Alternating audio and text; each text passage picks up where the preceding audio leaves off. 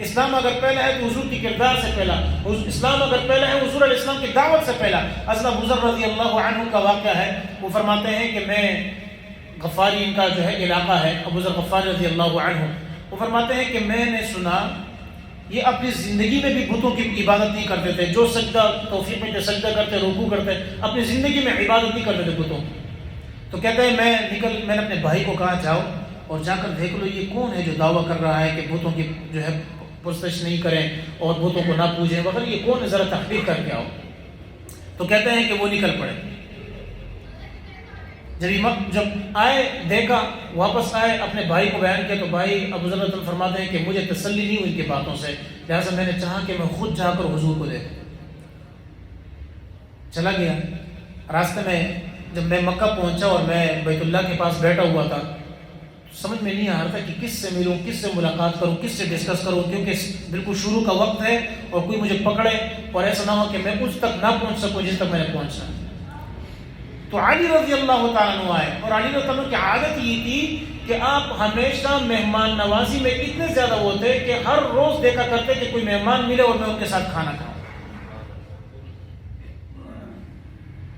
یہ علی کہنے والے یہ ہم مہمانوں سے سب سے زیادہ دور بھاگتے ہیں۔ گاڑیوں پر اتنا بڑا لکھا ہوتا ہے یا علی، دروازوں پر اتنا بڑا لکھا ہوتا ہے یا علی، اور نعرے حیدری یا علی کے نعرے لگاتے ہیں، لیکن مہمان نوازی سے سب سے زیادہ بھاگنے والے یہ ہم لوگ ہیں۔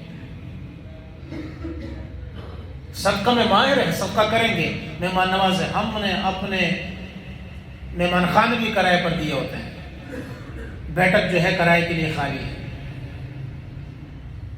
مہمان نواز حضرت علی رضی اللہ عنہ نے دیکھا تو پوچھا ابو ذر، پوچھا کون ہو تم، کسی کی تلاش میں ہو؟ انہوں نے کہا ہاں میں تلاش، چلو آؤ میرے ساتھ کھانا کھا لو۔ رات کو لے کر گئے، کھانا کھلایا، صبح ہو گئی، دیکھا تو پھر ادھر ہی بیٹھے ہوئے ہیں اگلے دن۔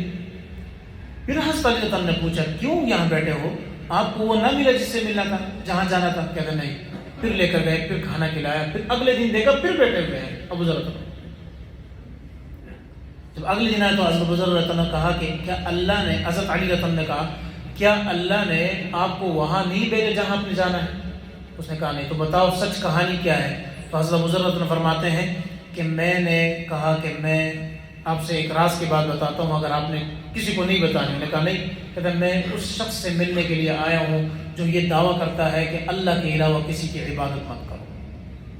میں نے کہا آؤ میں تجھے لے کے جاتا ہوں، لیکن خیال رکھنا میرے پیچھے پیچھے آنا، کیونکہ اس وقت حضور علیہ السلام جو ہے وہ وہاں قید تھے اور جو کافر لوگوں نے بائیکاٹ کیا ہوا تھا، تو آپ بڑی مشقت کی زندگی گزار رہے تھے۔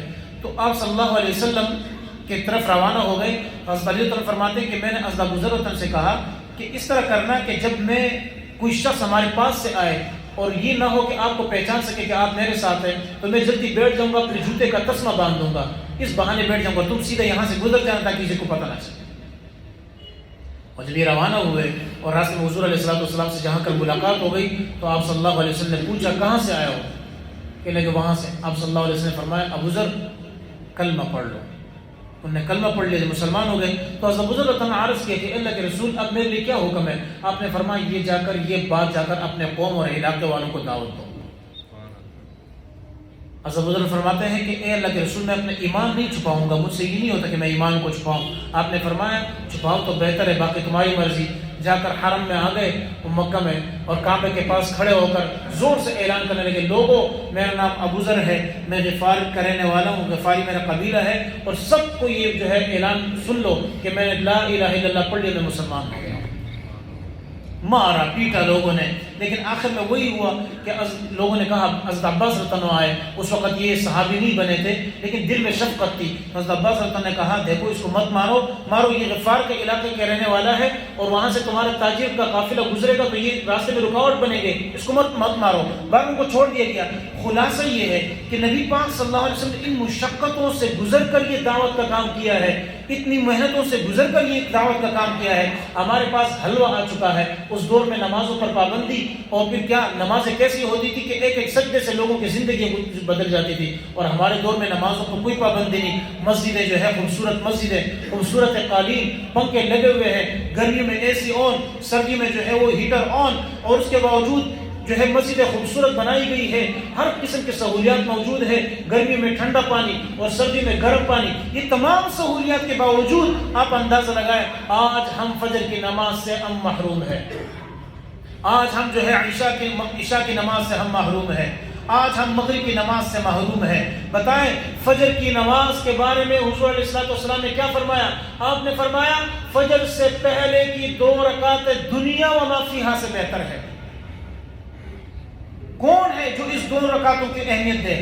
دنیا ما فیہا سے آپ نے فرمایا کہ 2 رکعتوں کو مت چھوڑو، اگرچہ تمہیں گھوڑے رون نہ ڈال دے، لیکن اس کے باوجود آج فجر کی نماز میں ہم دیکھتے ہیں تو چند صفحے ہوتی ہے، 2 صفحے یا 3 صفحے مشکل سے بنی ہوتی ہے۔ بتائیں یہ ہماری